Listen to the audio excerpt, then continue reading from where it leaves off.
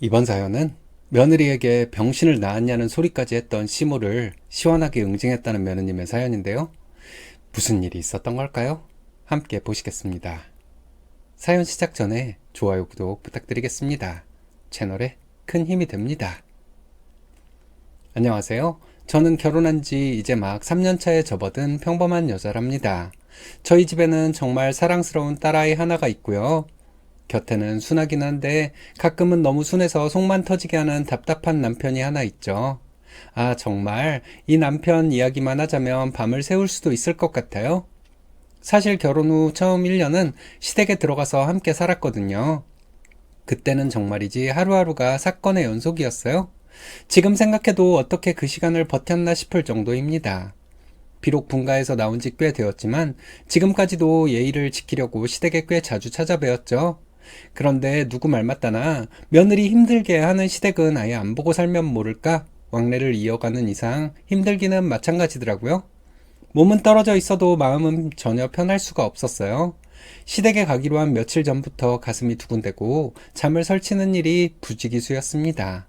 제가 아이에게 평소와 다르게 예민하게 굴고 짜증을 내는 모습을 보고는 저 스스로도 깜짝 놀랐습니다. 아, 내가 시댁 스트레스를 이렇게 표출하고 있구나 싶더라고요. 그리고 시댁에 다녀와서는 또 며칠 동안 그 잔뜩 상한 마음을 수습하느라 마음 수양하기 바빴네요. 그럴 때마다 내가 이래서 행복한 결혼 생활을 할 수 있을까 하는 회의감까지 들곤 했거든요. 문제의 핵심은 저희 시어머니의 다혈질 성격이세요. 한번 화가 나면 소리 지르는 것은 정말 기본이고요. 심지어 듣는 사람이 상처받을 만한 하지 말아야 할 만한 악담들까지 입에서 나오는 대로 퍼붓는 사람이시죠. 정말 제가 옆에서 지켜보면 일상에서 흔히 있는 정말 평범한 일도 시어머니에게는 무조건 화를 내야만 하는 일인가 봅니다. 더 힘든 건 시어머니의 합리화 방식이었어요. 크게 화를 내다가도 나중에는 갑자기 좋게 말을 하시는데 마치 제가 무슨 엄청난 잘못이라도 저질러서 어쩔 수 없이 화를 낸 것처럼 상황을 포장하고 합리화를 하셨거든요. 당신이 왜 화가 났는지 막 설명을 하시는데 그 당시 들을 때는 제가 잘못했나 보다 하고 고개를 끄덕이죠. 그런데 시간이 지나고 혼자 곰곰이 생각해보면 정말 화를 낼 일이 아닌 아주 사소한 일에 분노했고 그걸 자기 방어를 위해 제 탓으로 돌려 합리화했다는 사실을 깨닫게 되더라고요. 그리고 제가 설령 실수를 했다고 해도 세상의 며느리에게 그런 악담까지 할 필요는 없는 것인데 시어머니는 아무 꺼리낌 없이 입에서 나오는 대로 말씀을 쏟아내시는 분이세요. 정말이지 감당하기 힘들었습니다.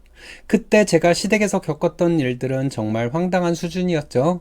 예를 들어 딱 한 가지만 말씀드려 볼게요. 시댁에 얹혀 살던 그 시절 밤에 시어머니께 주무세요 이 한마디를 했다는 이유 때문에 그야말로 집안에 난리가 났었던 적이 있었거든요. 시어머니 말씀이 안녕히 주무세요라고 정식으로 인사를 해야 하는데 그렇게 하지 않았기 때문에 저는 그저 버릇없고 예의 없는 며느리였나 봅니다. 그 자리에서 온갖 상스러운 욕을 다 들었네요. 예의를 갖추려던 제 마음은 상산조각 났고 그냥 주무세요 한마디가 이렇게까지 큰 죄인가 싶어 한참을 울었죠. 그리고 또 다른 일도 있었어요. 신랑과 저는 평소 연애 때부터 지금까지 서로 편하게 반말을 하는 사이입니다. 그런데 시어머니는 이 부분에 대해 평소에는 한마디도 없으셨거든요. 그러다 어느 날 밥을 먹다가 제가 신랑에게 무심코 이것도 좀 먹어 라고 말을 건넸는데 그게 또 시어머니의 분노 스위치를 건드린 거예요. 시부모님 앞에서 감히 남편에게 함부로 반말을 하며 먹으라고 명령했다면서 저는 하루아침에 천하의 왕싸가지 며느리가 되고 말았답니다. 너무 사소한 일에 이토록 격렬하게 반응하는 모습을 보면서 도대체 시어머니의 기준은 어디까지인가 싶어 정말 기가 막히더라고요. 저희 시어머니는 항상 거실 소파에 앉아서 온 세상 사람들을 평가하고 재단하는 분이셨어요. 심지어는 예전에 할머님, 할아버님은 어떤 분이셨다 하시면서 이미 돌아가신 분들까지도 그렇게 흉을 보시더군요. 고모님과 큰어머님은 말할 것도 없이 항상 시어머니가 흉보는 1순위 타겟이었어요. 시어머니 눈에는 그분들의 모든 행동이 불만이었나 봐요. 그런데 제3자의 눈으로 제가 보기에는 고모님이나 큰어머님에게 딱히 무슨 결점이 보이거나 흠잡을 만한 부분이 전혀 없었거든요. 저는 속으로 없는 데서는 나라님 욕도 한다는데 하고 그냥 넘기려고 애썼습니다. 사실 모든 사람이 완벽할 수는 없다고 생각했거든요. 하지만 시어머니의 흉보기 패턴은 늘 정해져 있었습니다. 다른 사람 흉을 한참 신나게 보고 나면 그 결론은 언제나 본인은 그렇지 않다는 것이었어요. 시어머니는 스스로가 객관적이고 합리적인 사람이라고 믿고 계시더군요. 결국 본인만 세상에서 가장 똑똑하고 잘났고, 시어머니가 뒤에서 흉보는 사람들은 다들 생각이 없거나 어딘가 모자란 사람이라는 뜻을 강하게 내비치셨어요. 다혈질에다가 혼자만 세상 이치 다 깨달은 듯 잘난 척하는 시어머니가 하는 말이다 보니 나중에는 듣는 제가 너무 지치더라고요. 그래서 저도 모르게 한 귀로 듣고 한 귀로 흘려보내게 되었습니다. 아니, 그렇게라도 하지 않으면 제 정신건강을 지킬 수가 없었거든요. 문제는 이런 시어머니의 모습을 저희 신랑은 정말 아무렇지 않게 여긴다는 점이었어요. 사실 신랑은 평생 시어머니의 이런 모습을 항상 보고 자랐잖아요. 그래서 그런지 시어머니가 아무리 심한 악담을 퍼부어도 그냥 우리 엄마가 또 시작이구나 정도로 별것 아닌 것처럼 여기더군요. 그 모습이 저는 때로는 안쓰러우면서도 가끔은 너무 답답하게 느껴졌습니다. 참고로 저희 신랑은 자기 엄마한테 따뜻한 칭찬 한마디는커녕 늘 잔소리와 악담만 듣고 자랐더라고요. 그러니 처음 결혼해서 제가 진심으로 칭찬을 해주면 정말 어쩔 줄을 몰라 했어요. 얼굴이 새빨개지면서 어떻게 반응해야 할지 몰라 당황하는 모습이었죠. 지금도 가끔은 약간 그런 모습을 보이기는 하지만 그래도 제 덕분에 많이 안정되고 좋아지기는 했습니다. 그 모습을 볼 때마다 내가 이 사람에게 그래도 긍정적인 영향을 주고 있구나 싶어서 뿌듯하기도 했고요. 사실 저희가 시어머니와 불화 때문에 급하게 분가를 하게 된 것은 아니었어요. 원래부터 결혼 전에 1년간만 합가해서 살고 분가할 예정이었기 때문에 계획대로 분가를 하게 된 것이었습니다. 하지만 시댁에서 사는 동안 제가 정신적으로 얼마나 괴로웠는지는 말할 필요도 없겠죠. 그래서 따로 나와 살게 된 것 그 자체만으로도 저에게는 정말 해방과 같은 기쁨이었어요. 아, 드디어 내 보금자리가 생겼구나 싶었거든요.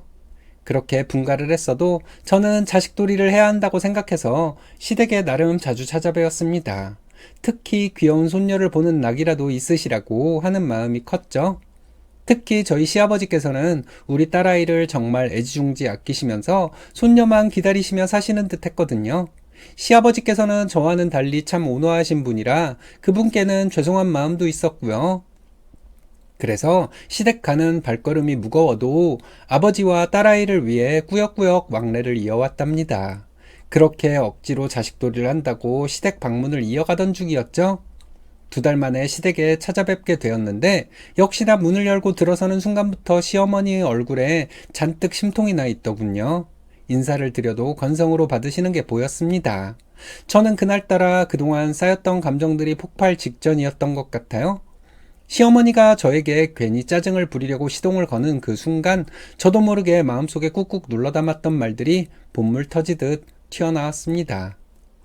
어머니, 요즘 시어머니들은 며느리에게 다들 잘해주시려고 노력하신다는데 어머니는 왜 그렇게 맨날 심술만 부리세요? 제 입에서 나온 말이면서도 저 스스로도 깜짝 놀랐습니다. 시어머니는 제 말에 뭐?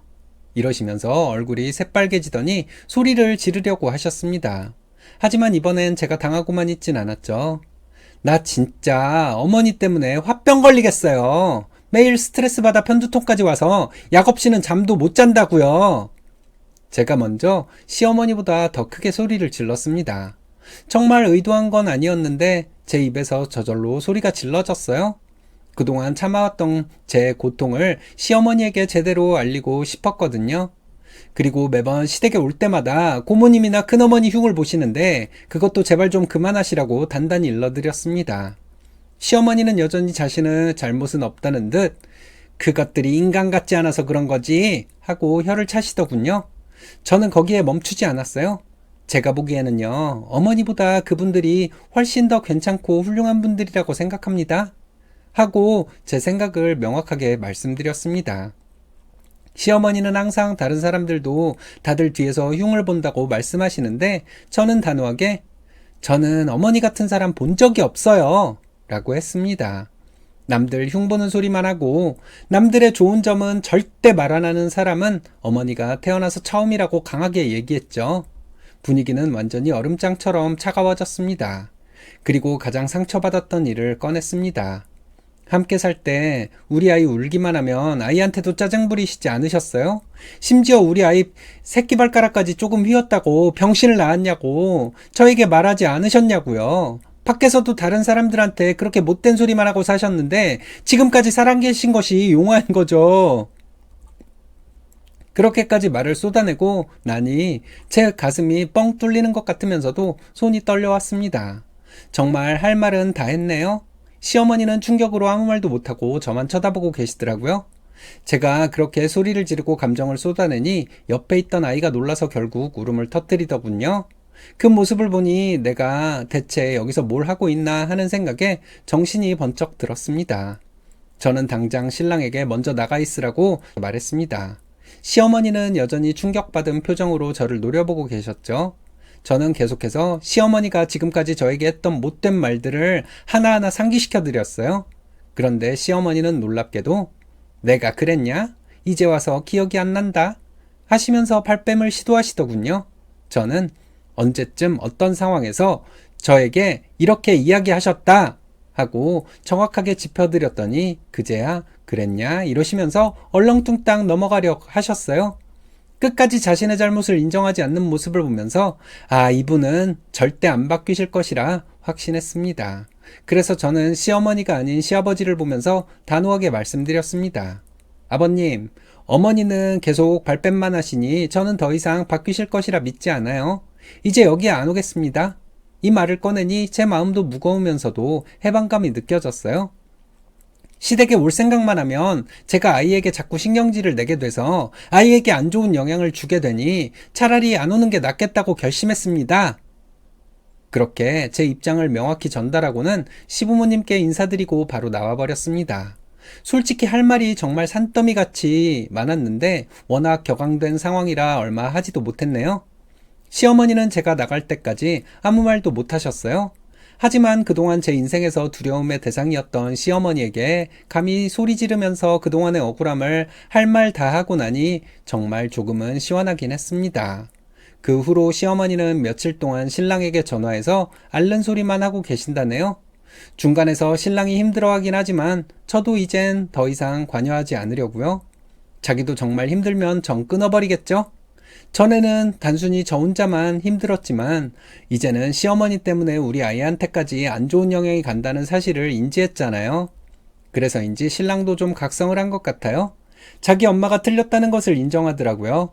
지금도 문득문득 시어머니가 저에게 했던 못된 말들을 생각하면 화가 머리끝까지 나지만 이제 아예 안 보고 살면 차차 괜찮아지겠죠. 다만 중간에 낀 신랑이 좀 불쌍하긴 하네요. 이렇게 제 사연 들어주셔서 진심으로 감사합니다. 이 사연 들으시는 많은 분들이 아마 같은 마음이지 않을까 싶은데요. 시댁 문제로 소갈이 해본 분들이라면 아무리 잘해도 욕먹는 상황이 얼마나 괴로운지 아시겠죠? 나쁜 관계를 끊어내는 것도 용기잖아요. 그동안 외롭게 싸워왔고 결국 시모의 못된 짓을 끊어버린 쓰니님 파이팅입니다.